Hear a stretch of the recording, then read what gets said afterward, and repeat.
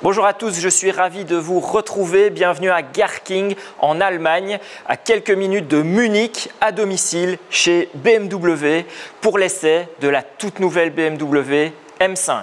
Et la BMW M5, c'est quoi? Je dois vraiment vous expliquer ce que c'est la BMW M5? Je pense pas, hein. Mais bon, allez, un petit peu d'histoire. Ça fait 40 ans qu'elle existe. En Berlin, on en est à la 7e génération, nom de code G90, et elle existe aussi maintenant en Touring pour la 3e fois de son histoire, nom de code G99. La grosse différence avec cette nouvelle M5, venez voir, elle se trouve juste ici. Elle est maintenant hybride, rechargeable. Elle a aussi un rapport poids-puissance moins intéressant que l'ancien modèle. J'y reviendrai tout au long de cette vidéo. En termes de design, BMW a rendu sa M5 beaucoup plus agressive que l'ancienne génération. On le voit notamment ici à l'avant, elle est plus large de 75 mm qu'une série 5 normale. Et on le voit encore plus à l'arrière, surtout sur la version Touring, où elle est 48 mm plus large. Vous voyez ces hanches ici vraiment bien marquées. La M5, elle passera beaucoup moins inaperçue que l'ancienne génération, notamment avec ce diffuseur arrière et les 4 sorties d'échappement. Puisqu'on parle de Touring, on doit parler de coffre, bien évidemment. Dans cette version Touring, on a 500 litres. C'est plus que dans la berline qui n'a que 466 litres. C'est d'ailleurs moins que la version précédente. Et ici, dans la Touring, quand on rabat la banquette, on a jusqu'à 1630 litres. Sous le capot, on a à nouveau un V8 de 4,4 litres biturbo. C'est le même V8 que l'ancienne génération, mais il a été retravaillé. Ici, il fait 585 chevaux. Pour l'ancienne génération, on parlait de 600 chevaux minimum. Mais grâce au moteur électrique, cette nouvelle M5 développe 727 chevaux. Oui, 727 chevaux et jusqu'à 1000 Nm de couple. On va voir ce que ça donne au volant parce que c'est vraiment impressionnant. Comme chiffre, 0 à 100 en 3 secondes 5, 250 km/h en pointe, jusqu'à 305 km/h en pointe avec le Driver's Package. Évidemment, je vous parlais de rapport poids-puissance moins intéressant. Ici, on est sur plus de 2,4 tonnes. La version Touring, c'est 50 kg de plus, donc on est presque à 2,5 tonnes. Et donc, le rapport poids-puissance de cette M5 de 2024, il est aux environs de 3,5 kg par cheval, alors que l'ancienne génération n'était plutôt à 3,3 kg par cheval. Mais pour vraiment juger si c'est moins bon, il va falloir passer au volant. Quand on a rendez-vous avec une BMW M5, évidemment, c'est pour l'essayer, vous donner nos sensations au volant. Et quand on accélère, ça donne la banane. Tout simplement, ça pousse vraiment très très fort. Maintenant, ça donne la banane jusqu'à un certain point, lequel, le freinage. Quand on doit freiner, on sent vraiment le poids de la voiture, 2,4 tonnes avec la berline, et on a 50 kg de plus pour la version Touring. Et dans les virages, c'est assez prodigieux ce que BMW a réussi à faire. Ça vire bien à plat, on n'a pas l'impression d'avoir tout ce poids, la voiture ne tanque pas. En attendant, je vais profiter encore un peu des envolées lyriques du V8 qui sont sympathiques mais qui savent rester discrètes aussi. On reste dans une certaine élégance. Les concurrents sont capables de sortir beaucoup plus de vocalises que ce V8 ici chez BMW. Quand on veut vraiment toute la puissance, il y a une petite surprise, c'est la palette de gauche sur laquelle on appuie plus d'une seconde. Le boost se met en route et c'est parti. Vous entendez le moteur qui crie. C'est un peu gras. On a vraiment des pneus qui sont très larges.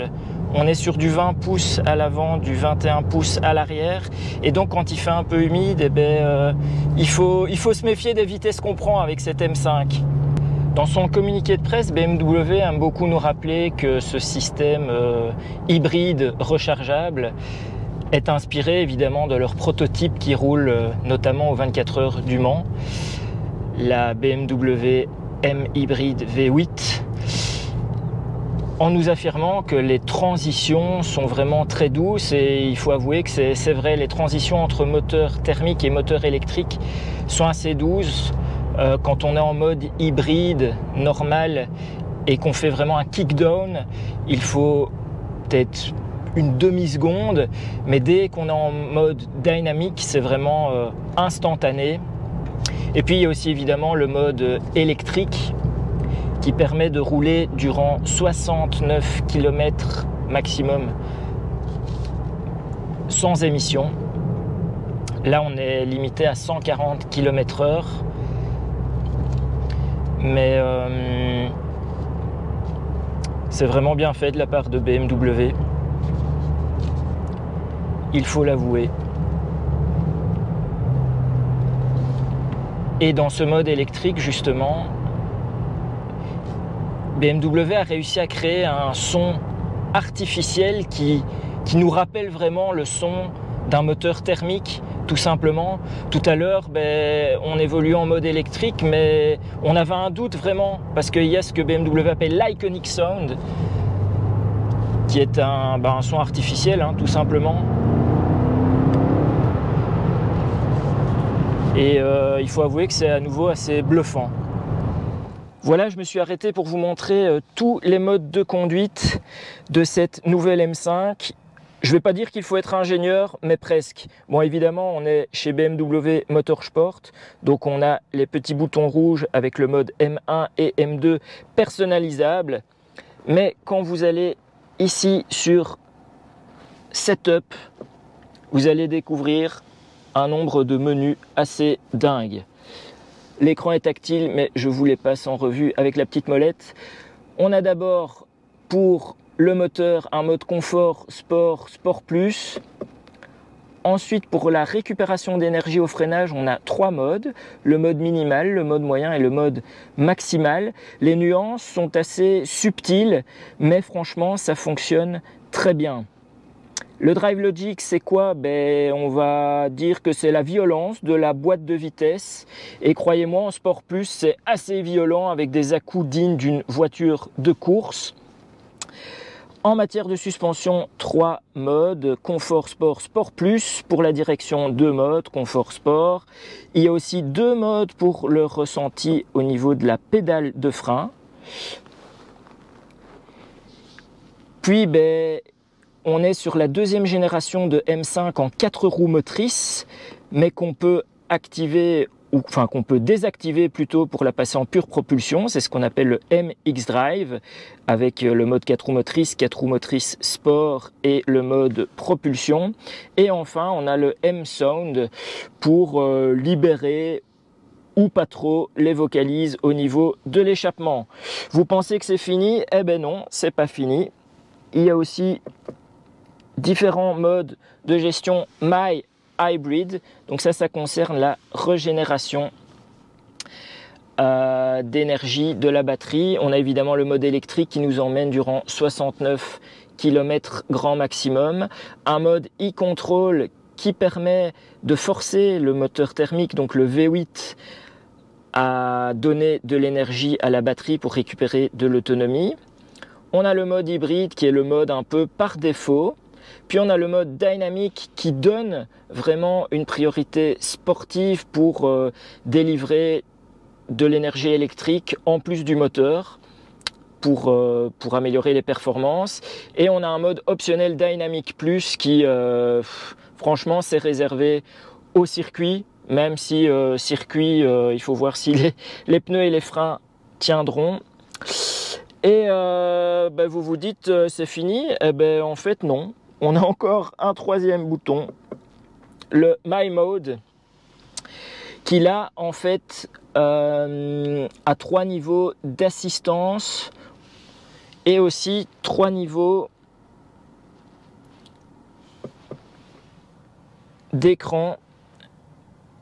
Tableau de bord, là en mode sport, on a les pressions de pneus qui s'affichent. Il y a aussi le Speed Limit Warning qui se désactive automatiquement. Et enfin, on a le mode track qui s'active uniquement à l'arrêt.